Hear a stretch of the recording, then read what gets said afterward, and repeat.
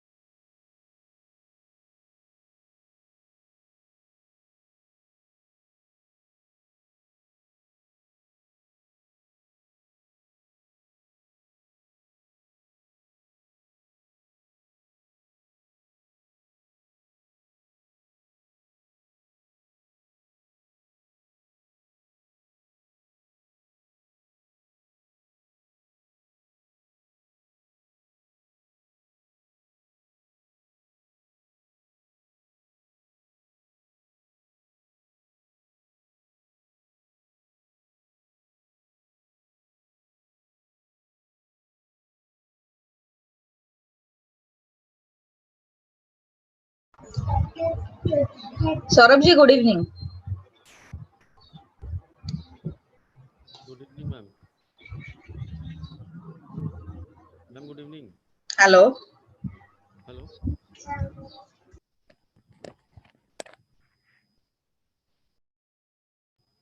Ma'am, ma'am I am audible? Yes yes, you audible. आवाज थोड़ा कम आ रहा है आपका। मैम पता नहीं, हेडफोन नहीं लगाया मैंने।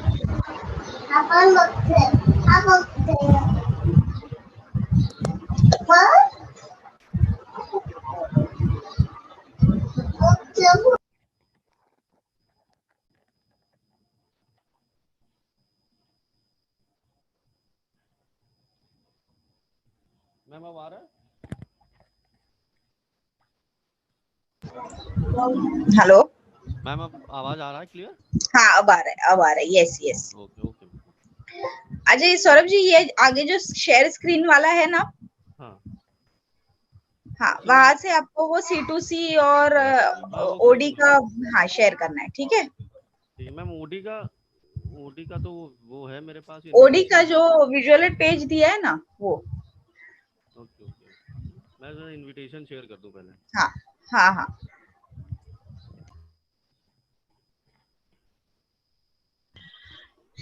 नहीं नहीं, ये नहीं। ये नहीं करना है, मैं करता हूँ।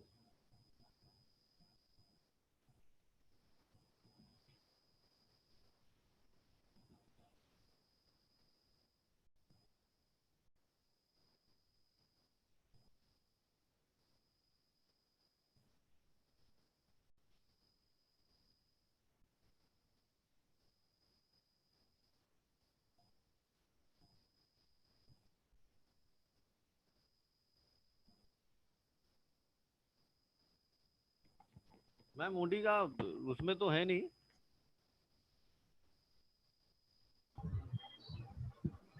हेलो। मैम ओडी का वो जो आपने इनवाइट भेजा था ना, व्यूज इनवाइट, उसमें इनवाइट इनवाइट इनवाइट नहीं, हम्म, जो ओडी का पेज भेजा है ना, विजुअल एड पेज और C2C का ये प्रेजेंटेशन। माला नहीं दिखा था।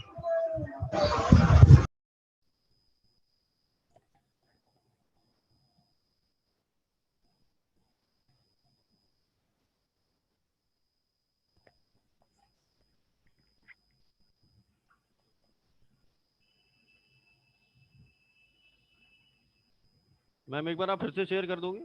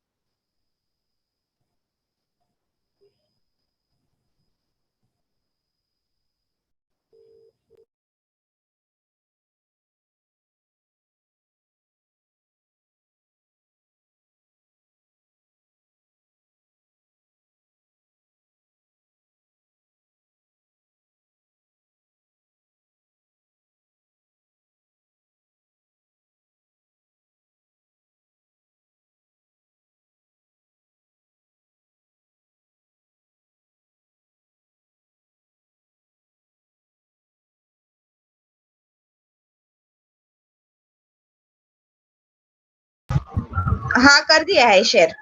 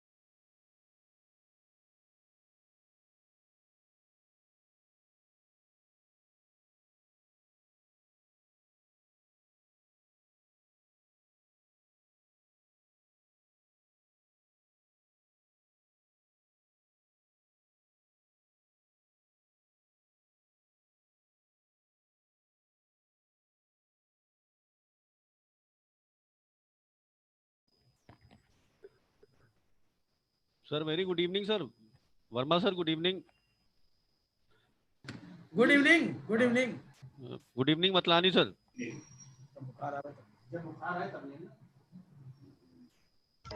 Yes, it is seen. Yes. Sir, just waiting for Dr. Indra Ayan Basu sir to join, then we will start, sir.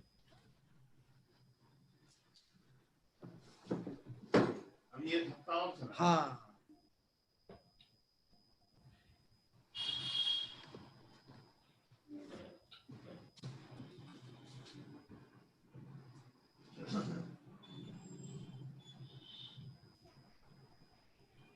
Hello. Yes, sir.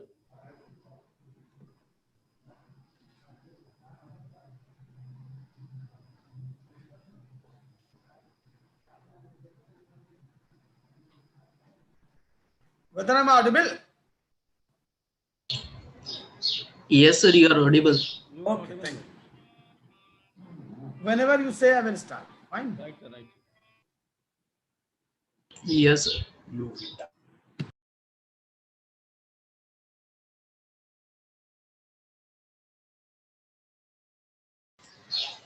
Muralidhar sir, can you hear me?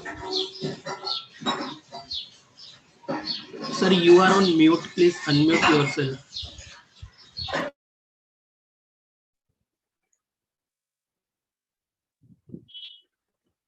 Hello. Hello.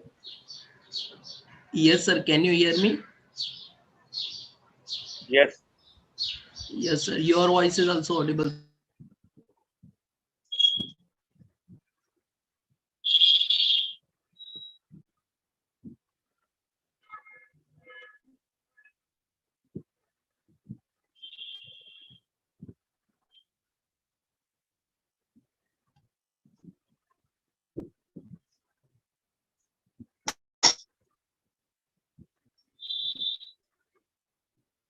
Good evening, Dr. Muralidhar. Good evening, sir.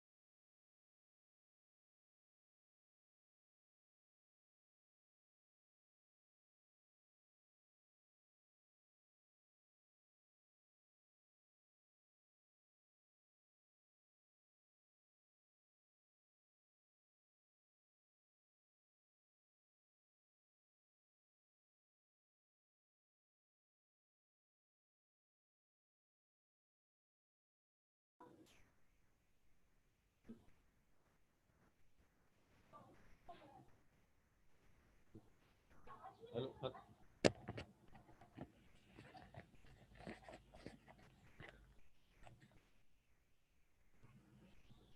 Ma'am, I am audible?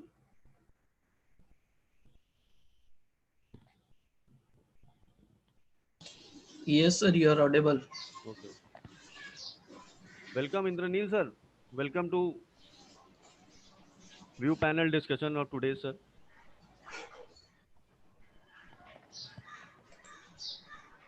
Sir, you are not audible, sir. Please unmute, sir. Indranil sir.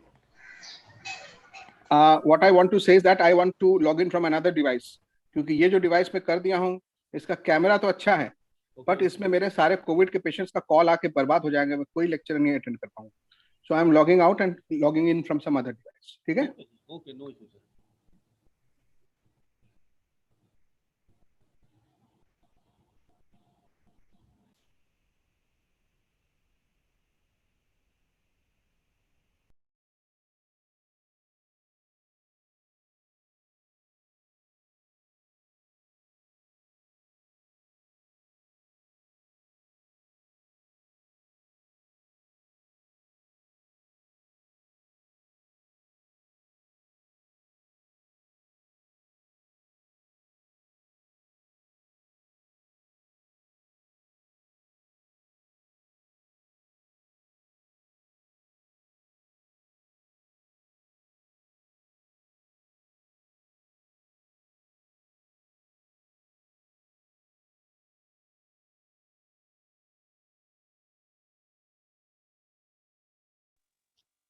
Hello. Hello. Yeah. Fine, I'm logged in. Yes, sir, you are audible. Yeah, fine. ठीक है.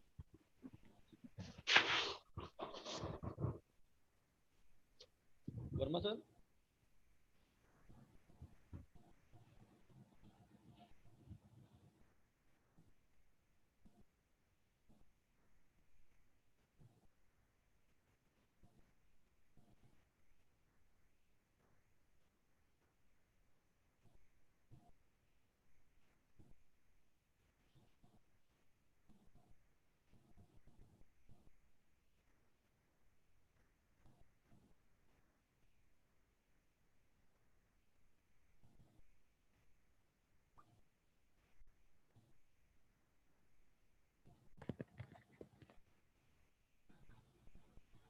Good evening, sir. NS Verma, sir. Sir, are you there, sir?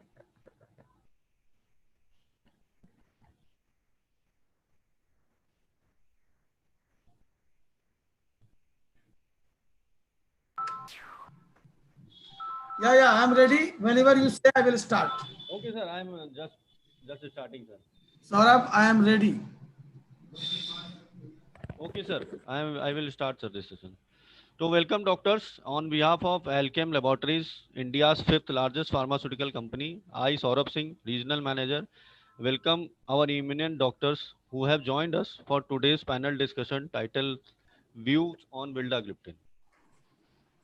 Doctors, at Alchem, it has always been our endeavor to partner with healthcare professionals, and we will continue to do so even in these challenging times.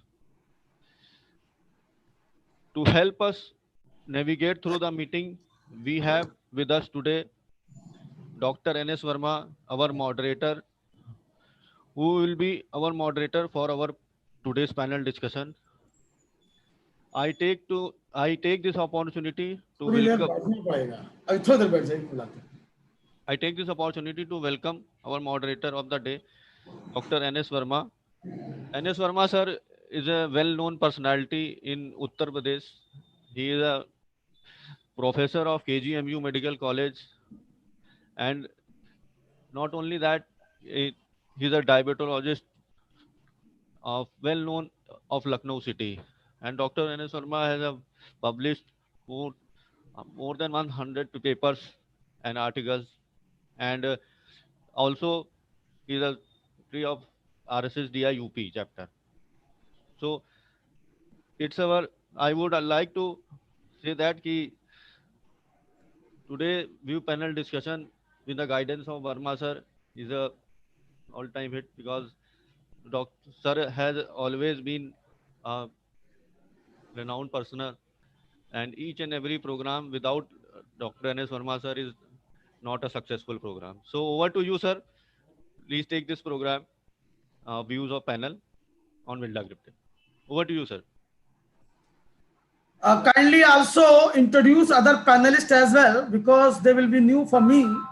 Yes, sir. I just Introduce both of them. Sir, our panelist today is our another renowned personality, Dr. Ayan Basu from Varanasi. Dr. Basu is also a renowned diabetologist of Varanasi, and sir has always been a guidance for us, and there is a lot of lectures and there is a lot of scientific program were done by Dr. Basu sir, and each and every we have seen that sir has always in the field of diabetes, he has new articles and other things that he has shared nowadays. Even in COVID time, sir has sharing his new articles, and I'm also taking feedback from the Facebooks and all the social media. Second is our Dr. Maklani sir. He belongs to Kanpur. Our second panelist. Maklani sir, are you there, sir? Yes, Saurabh. Dr. Basu, good evening, Dr. Basu. Good evening, Dr. Verma. And Saurabh, another panelist. Sir, another panelist is Dr. Your voice is very weak, Saurabh.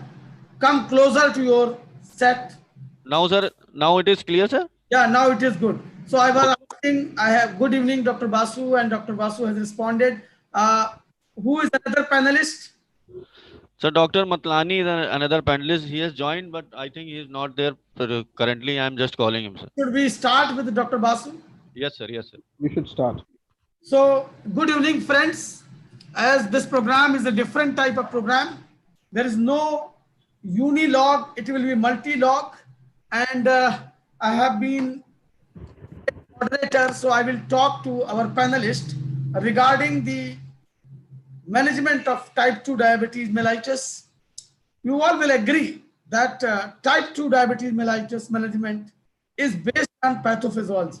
So a single drug cannot treat diabetes. And not only that, not only managing the blood sugar levels is not enough. We have to treat comprehensively so that we can reduce the progression of disease as well. So it is not only managing the blood sugar level, it is managing the disease completely, slow down the progression of disease, and here lies the choice of drugs. So, Dr. Basu, what do you think at present in this scenario, what we know in type 2 diabetes, whether we should start with a single drug or 2-3 drugs which will not produce hypoglycemia since very beginning to take care of the pathophysiology, different pathophysiology of diabetes? Thank you, Dr. Verma, for inviting me to air my opinions. According to the ADA guidelines, we are supposed to start with metformin, and if not controlled, we are supposed to move over to the other drug, second or third drug. But it is not practically the right thing to do in a developing country like India for consultants like us, because we usually take referred patients, and by the time patients in India are referred to consultants, their HbA1c is often more than 8.5 or 9, and they are coming with fasting blood sugars in excess of 200 or whatever. And the fact is that it should be a diabetic memory. There's a concept of a diabetic memory. Thereby, the longer the years of hyperglycemia the patient is in, the longer the complications, the earlier the complications start. So if patient is in hyperglycemia for quite a few years, and then it is not controlled with a single drug, he will develop complications later, even after his blood sugar is controlled. This is diabetic memory. But the fact is that practically in India, we are forced to start with 2 drugs, and we cannot do with 1 drug. If you say you start with metformin, if you say you start with gliptin, no, that's not the right approach. In India, we are supposed to start with 2 drugs, and the best drugs should be that which do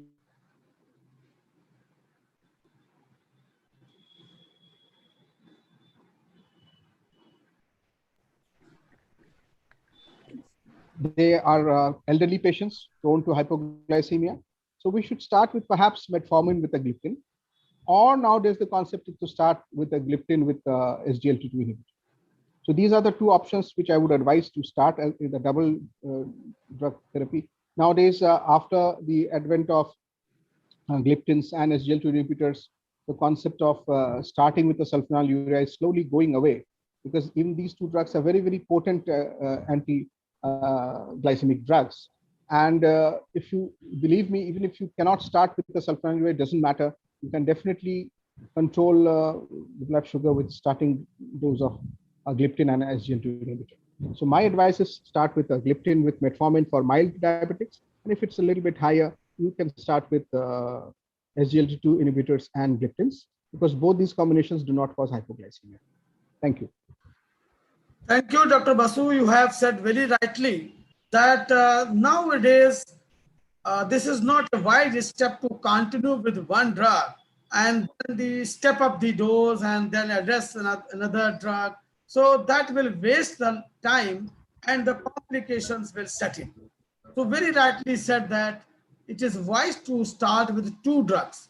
To confirm that, various trials have been done, and the same series, verified trial has been done. So I would like to ask you, what is the message verified trial has given to us, because in verified trial, lot of Indian data were also there. Exactly. Were also included from different parts of the world, including India as well. So the verified trial has shown us that probably our approach is correct and we should use two drugs since very beginning. And very beautifully, the trial has given the difference that single drug versus two drugs. So please, for the benefit of the viewers, tell us something about verified trial, how it strengthens our thought that two drugs have to be used, not the single one. This is again maybe a repetition of what I've said earlier, because vildagliptin, has been, according to me, the best gliptin ever discovered. There are two reasons for that. One, vildagliptin is given twice daily. So there are many gliptins most of the gliptins are given once daily. And earlier what happened is, because of the cost factor, we hesitated to give vildagliptin twice daily, and people were giving it once daily because it was a high cost drug, and that never used to produce the desired effects. And now when the cost factor is no longer an impediment or a hindering factor, we are giving twice daily and seeing the effect. Because when you give vildagliptin in combination with metformin, there's no fun in giving a metformin with vildagliptin once daily, because metformin should be given either thrice daily, at least twice daily, at least you should give. So when you combine it with vildagliptin with metformin, it is at least given twice daily and produces very good anti-hyperglycemic effects. Apart from that fact, when you reduce it reduces the HbA1c very significantly. Like Indian data, even when the trial was done with vildagliptin alone, when the world over the HbA1c were reduced by around 0.8, the Indian data, the Indian subset of patients, it reduced by 1.1. So somehow or the other, vildagliptin was very efficacious in Indian patients. So verified trial has proved that this is indeed a fact, that when you start vildagliptin, especially in Indian patients, the study has shown that not just the blood sugar is reduced, but even the HbA1c is reduced very significantly. In various groups, up to 1.1, 1.2, it reduces. And when you add it up with metformin, it improves by maybe 0.2 or 0.3 more. So this is the reason why we should start with vildagliptin in India. Twice daily gives a much better anti-hyperglycemic effect than once daily gliptins. And this is also shown that it is very, very safe in the renal patients as well. Though in stage 3 onwards, people say stage 4 onwards, but I'm very, very conservative. Stage 3 onwards, we reduce the dose of vildagliptin to 50 OD. We do not give BD, but 50 OD is good enough. So it is also a very, very safe drug to be given in renal patients. It is also a very safe drug to be given in cardiac patients, though it does not reduce cardiac mortality or CHF, unlike the SGLT2 inhibitors, but it is a neutral drug, a cardiac neutral drug. It does not produce any hypoglycemia. It's neutral to cardiac patients, and it has been shown to improve the renal function. At least it never deteriorates the renal function, and if given alone or even in conjunction with metformin 2 in Indian patients, it is shown to reduce the HbA1c significantly. So the take-home message by verified trial was that vildagliptin, when given twice daily with or without metformin, is a very, very potent. It's not just a safe drug; it's a potent drug for reducing HbA1c. Thank you. Very correctly said by Dr. Indranil Basu. The verified trial has further given us more reasons to prescribe the combination, because it has clearly shown us that if we start with the two drugs, then we can reduce the complications by better control of diabetes. So, and the Indian data are also supporting to that. And verified trial was having a lot of Indian patients as well. We have also noticed, we all practitioners, we have noticed that somehow the gliptins as a whole are working better in Indian population. And yes, the reason behind this is given that probably Indians remain most of the time prandial. And when they remain prandial, so because of the more glucose in the gut or the meal in the gut, that gives the more incretin effect. So that may be one reason why the drugs like gliptins are working better in Asian population. Can I add something, Dr. Verma, to what you exactly said? Yeah. The fact is that we use the alpha glucosidase inhibitors for postprandial hyperglycemia, right? They are considered to be very, very specific for postprandial hyperglycemia. But people forget that gliptins are also wonderfully effective in postprandial hyperglycemia. So in fact, if you have GI intolerance with alpha glucosidase inhibitors like acarbose or voglibose, you will be surprised to note that even gliptins are fantastically used in postprandial hyperglycemia. So this is one of the reasons why vildagliptin has very good cardiac safety profile, because especially in Asian and Indian subjects, as you rightly said, postprandial hyperglycemia is a very important confounding factor and leads to cardiac mortalities by macrovascular complications. So vildagliptin, even other gliptins, specifically vildagliptin, because it's given twice daily and has better HbA1c reduction, should be used in Indian patients, especially with postprandial hyperglycemia. That's all. Very correctly said. That is why the combination of metformin and vildagliptin will have a potent effect, because metformin works better with the fasting one and the prandial one will be taken care by the vildagliptin. But if you compare the other gliptins, vildagliptin do have better effect in fasting as well. That is because of the beauty of this particular salt and because of its action on the receptor, and the release of the drug from the vildagliptin from the receptor is slow. So it has more impact on the fasting as well, which other gliptins do not have. Probably this is the reason, and also because it is given twice a day. So that will also have more impact on the fasting as well. But you have very clearly said that the prandial glucose is very important, because that is producing the endothelial dysfunction, and most of the complications which are vascular in nature are because of the endothelial dysfunction. So each rise in the prandial glucose will produce more endothelial dysfunction, and because of the hypertriglyceridemia, and that will have more complications. So very correctly pointed out by you that this drug combination is a good combination to treat diabetes in most of the situations. So we have already talked about metformin and the vildagliptin combination. Now I would like to ask to Dr. Indraneel Basu that apart from metformin, what other drugs can be combined beautifully with vildagliptin, other combination with vildagliptin? You can very nicely combine SGLT2 inhibitors. You know, that SGLT2 inhibitors are very good class of drug, I agree. Gliptins and SGLT2, they have been combined with so many, you know, linagliptin has been combined with empagliflozin. Nowadays, remogliflozin is being combined with vildagliptin. So all these combinations are being done specifically because they act differently. They are basically not acting through they have extra pancreatic action. So that is very important to reduce the incidence of insulin resistance. So all these drugs which are using extra pancreatic reduction of hyperglycemia, they are most welcome, because they give the insulin its much needed rest. And as you know, perhaps all these drugs have a lot of pleiotropic actions. So these drugs are sometimes good for the kidney, good for the heart. So not just for the diabetes. So they have very good pleiotropic actions. And therefore, when they are given together, apart from the blood sugar, they're also taking care about the kidney, they're taking care of the heart. So this is a very good and rational combination which we should try out.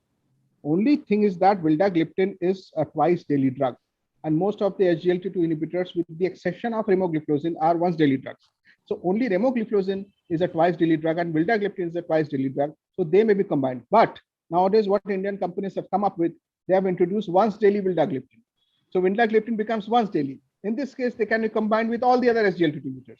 So then it makes our choice much more easier. That's it. Very correctly pointed out by you.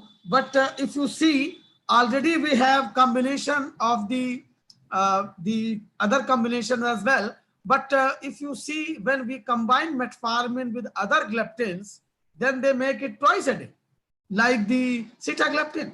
It is given once a day. But if they are combining with metformin, then they are giving it twice a day. I don't think it's not rational. It's not rational. Yeah. So you have very beautifully said that the best combination can be the combination of SGLT2 inhibitors and the gliptins. because these both drugs will have more impact, not having direct impact on the pancreatic cells, and they will be better one because they will not produce hypoglycemia, and they do have a lot of pleiotropic effect. And because of that, they will also take care of so many other complications of diabetes. They will also have the changes which are being produced by the diabetes. So they will also reduce the complications of diabetes, and considering the fact that most of our diabetic patients do have lot of cardiac morbidity, and to save that, SGLT2 inhibitor again can be a very good combination with the beta-glactin. Now we are coming forward to one more action, that is you have touched upon that the in renal patients again the gliptins can be given, and you have already told that very safely the vildagliptin can be given unless the EGFR has been reduced much and stage 3 kidney disease, then only we have to reduce the doses. Here I will like to point one thing: although the dose reduction is to be done and it is being done, it is advisable, but no gliptin, including vildagliptin, has not been found detrimental for the kidney, and they do not increase albuminuria, they decrease albuminuria. We have enough evidence that they decrease albuminuria. So only effectively do not reduce the dose will be the dumping of dose in kidney. It will not have any nephrotoxic effect. So something more about it using in CKD, the vildagliptin in CKD. Well, vildagliptin should not be used in stage 4 and 5, according to me. And some people do advise using in stage 4 in reduced dosage. But according to me, if the EGFR is less than 30, we should not use vildagliptin. And in some studies, they are saying if it is less than 45, you should not use it, or use it in half dose. My suggestion is to always go for an EGFR in all renally compromised patients. Even in normal diabetic patients, you don't know what is the EGFR. You're just going for creatinine, and the creatinine is coming like 38 or 42. So it sometimes happens with elderly patients that when you do the calculations for EGFR, even if the creatinine is borderline like 1.4 or 1.5, the EGFR is coming around 30s. So in that case, you have to very using any gliptin, with the exception of perhaps linagliptin and perhaps semagliptin, that if the EGFR is less than 60, say 45 to 60, you can half the dose. Like you can give vildagliptin for 50 milligram once daily. Some people also advise that up to 45 EGFR, you can go for half dose. As far as I'm concerned, I do not give vildagliptin less than EGFR 30. So though vildagliptin is a very safe drug, and we are having newer reports that it is perhaps as safe as linagliptin, there are a few reports, I'm forgetting the name of the trial. So there are few recent reports done by the innovator company that it can be safely given in all kinds of renal failure patients, with the exception of stage 4 and 5 up to stage 3 without dose reduction. But I am a bit more conservative, and if it is stage 3, I give in a reduced dose of maybe 50 OD. That's it. Very correctly pointed out that in the end-stage renal disease and the stage 3-4 kidney disease, we have better options available with us, and we should not go with the vildagliptin. But one more thing, in the stage 1 and 2, where the linagliptin will be a very costly affair. Exactly. So in that situation, the vildagliptin will be a better answer, because it is not going to use nephrotoxicity. And even not just vildagliptin, even sitagliptin is good enough. In stage 1 and 2, there is no dose reduction. But sitagliptin again a costly affair. So that is why it will be better to use vildagliptin, because it is not going to produce any nephrotoxicity.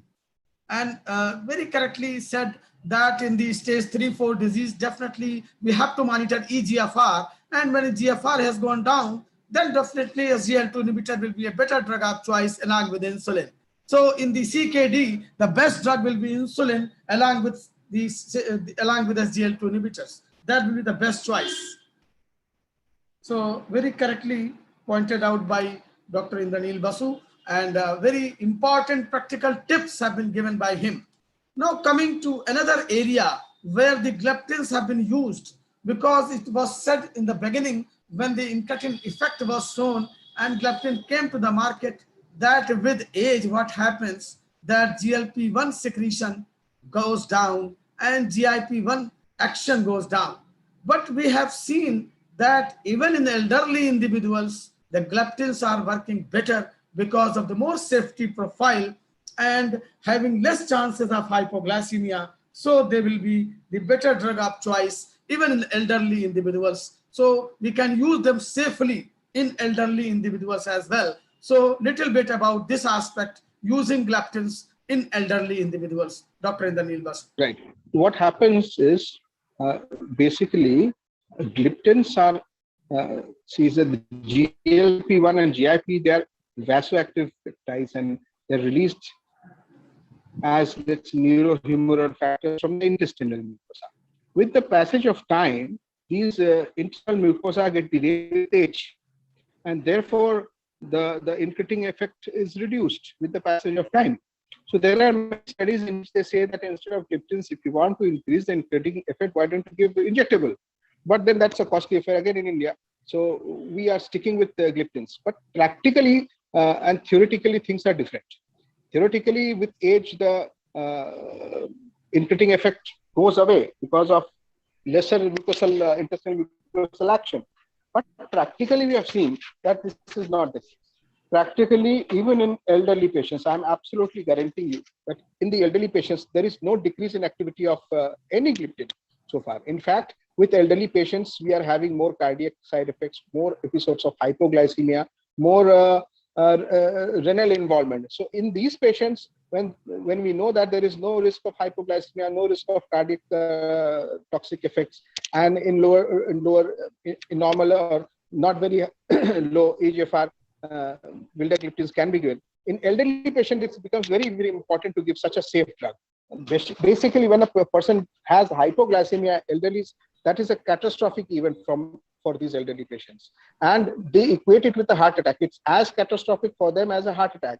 There is no one in the house and they do not know what has happened and they're confused. And even in a cardiac patient, when he has an episode of hypoglycemia, it is equivalent to a second cardiac event. By various studies, it has been shown. So especially for elderly patients, in view of low incidence of hypoglycemia and of vildagliptin, it can safely be given in elderly patients. They're very, very effective. Don't worry about the theoretical aspect. Practically, it's very effective. I 100% agree to Dr. Basu that the basic philosophy of medicine is that we should not harm the patient if we cannot help him. So hypoglycemia is going to definitely harm the patient. That is why in elderly individuals, we cannot afford hypoglycemia. So the best drug for individuals who are having elderly population, definitely the gliptins are the best drug. And that is why I usually say that gliptins are for masses, while the SGLT2 inhibitor other drugs can be for Other classes. classes. So as the gliptins are for masses, so mass use, gliptins can be given, and they have almost no side effect. They are almost equal to placebo if the side effects are there. And what the change in last 20 years in the management of diabetes has occurred is that the hypoglycemia has become a very powerful changing pattern of the use of drugs. That is why sulfonylurea has taken a last resort, and we use sulfonylurea with caution and little doses, half doses, that is semi-drug doses are being used, and we are using more gliptins because of the having less hypoglycemia and more pleiotropic effects. So last thing which I would like to discuss with Dr. Indranil Basu is that in the post era where there is the drug has become economical because the patent has been off. So in off patent era, what he thinks that how it has changed our practice? Well, we as doctors know which drug or which class of drugs is best for the patient. Suppose we want to give a class of drugs which is best suited for the patient, but we are unable to give it due to whatever cause. For example, I think insulin is best, not gliptin. Insulin is best, for example, but I cannot give insulin to all patients because of the fear of injection. Most of the patients have a lot of inertia to prescription with insulin because of the fear of an injection. And therefore, we cannot give insulin. In various foreign countries, Western countries, people are convinced to use insulin early on in the disease. In India, we say, चलो 3-4 दवाई देके काम नहीं किया है तब insulin देते हैं, या पेशेंट से डॉक्टर साहब 3 दवा खा रहे हैं, चौथा भी दे दीजिए, इंसुलिन मत दीजिए, कुछ और दे दीजिए, 5 दवा दीजिए, 10 दवा दे दीजिए, महंगी से महंगी दवा दीजिए, but इंसुलिन मत दीजिए. So this is, we have to deal practically with this approach. Now, tomorrow, for example, instead of injectable insulin, an oral insulin comes in the market. Or, the inhaled insulin, which was early introduced and flopped, it becomes more rampant or more acceptable or efficacious. So in that case, I will use insulin.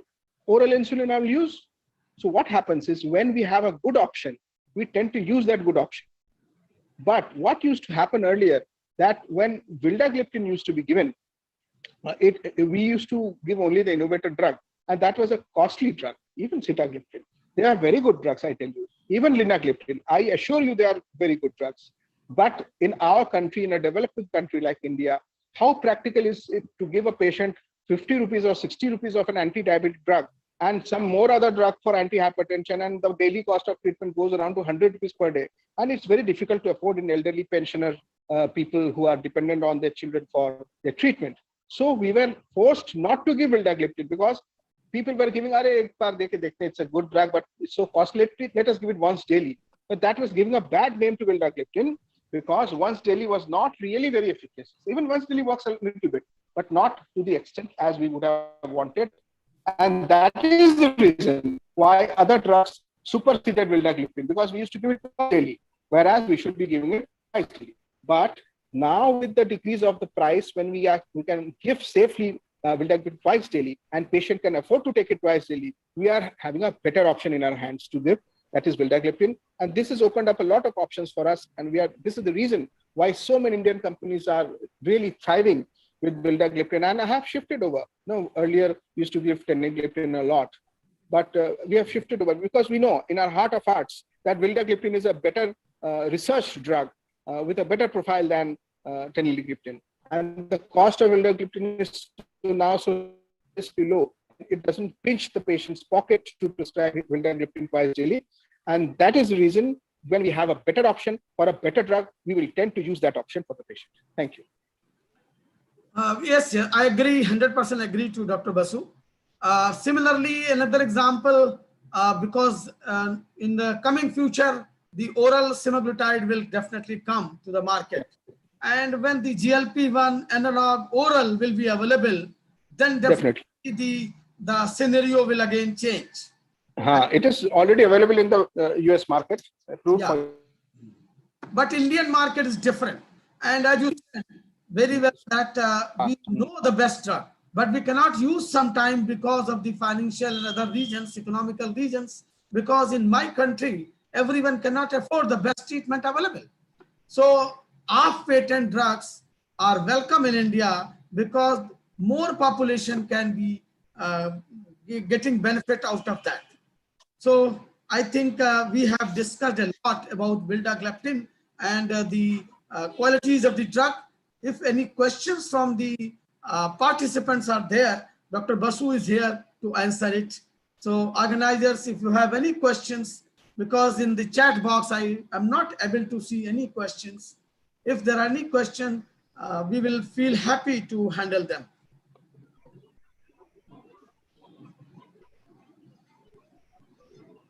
One question from Dr. Daya Prasad is asking how will your voice is very feeble. Come closer to the. Now, sir, it is clear. Yeah. Sir, one question from Dr. Daya Prasad. He is asking how vildagliptin is safer for renal impaired patient. I think the question has already been answered by Dr. Basu. He said very beginning that in renal patient, according to eGFR, we have to use gliptins. And we have already discussed that no gliptin is nephrotoxic, but it is better to use other drugs in the renal patients when the renal failure of the 3 and 4 grade renal failure is there, and eGFR has gone down below 40. So he has already answered this question. Right, sir.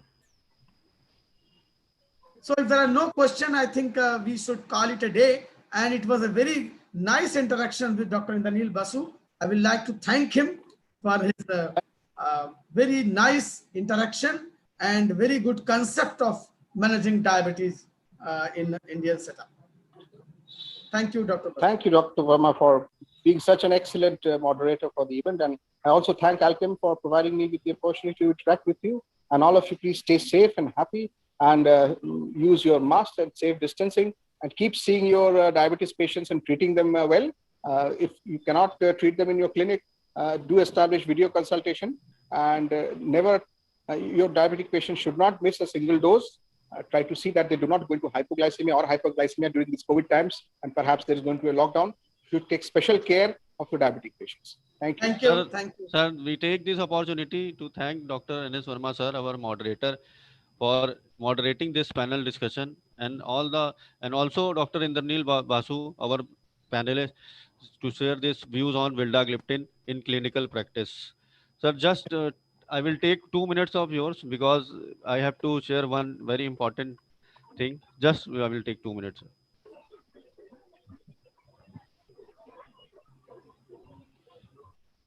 Sir, my screen is visible? It is visible. Yes, sir. Sir, just only I will take few minutes of yours just to present you our Connect to Clinic. That is simple, secure, and reliable. This is a virtual clinical app, and it is 100% medical legal compliant, sir. This virtual clinical app is our Connect to Clinic, is a doctor-patient engagement platform, sir. I would like to highlight you about the basic features of Connect to Clinic, sir. This is compliant with the latest teleconsulting तो हमें medicine. आप WhatsApp कर दीजिए. हाँ कर दिए, तभी देख के बताता हूँ. So just to highlight you आप some. मुझे रिपोर्ट भेज दो, क्योंकि आप. Thank you. So just to highlight the important features of this Connect to Clinic, our virtual clinical app for teleconsultation platform. These are compliant with the latest teleconsulting guidelines of NMC, sir. Second, it is secure. Your data is secure with the HIPAA compliance. Is a international standard of security provided by HIPAA compliance is our Connect to Clinic, sir. Quick access to the patient. You can also see the patient history with a very few. And speedy payment, sir. Payment is the most important thing. There is you have to take follow up. Very 24 hours you can get payment. Initiative and flexible scheduling. Patient can schedule their appointment with doctors. Other important feature is, sir, is smart e-prescription and handwritten prescription. You can upload smart prescription and handwritten prescription, and most importantly is a 24-hour support system provided by Connect to Clinic. Sir, using social messaging apps for healthcare consultation, this is a base question. You may be putting your data at risk. For that, sir, we are providing with a revised use to access that there's bank account and card detail, location data, contacts and picture, diagnostic logs, interaction with patient, and device and connection specific information. These data you may be putting with a risk, sir. Now it is a simple, secure, and reliable. This, as is clearly mentioned in the slide, sir, there are superior features compared to other platform as compared to other Connect to Clinic, sir. Our Connect to Clinic only take 6% to patient. This is the lowest in the industry for this charge. Even the Practo, they are charging 20%, and Libra, they are 10%, Docon 10%. Second important is patient counseling support is with Connect to Clinic. There's a video, high quality video graphics videos we are providing with Connect to Clinic. Payment within 24 hours, sir. You can get your payment within 24 hours. And you can clearly see no other telemedicine consultation app is giving this services. They are charging 7.50. Sir. Complimentary promotion of your e-clinic, sir. We can prove the SMS blast facilities also, and other we can give the, and there is a no marketplace for you doctor, that as compared with other, they are, patients can search the other doctors also, but this is a virtual clinical platform for you and your patients, sir. Only your name will be highlighting in our Connect to Clinic app. For this, sir, you have to understand the usage of Connect to Clinic. We have been in touch with you, and thank you so much, sir. For this pandemic era, sir, this Connect to Clinic app is very useful. Again, sir, Verma, sir, nowadays you are taking patient with a e-consultation, na, sir?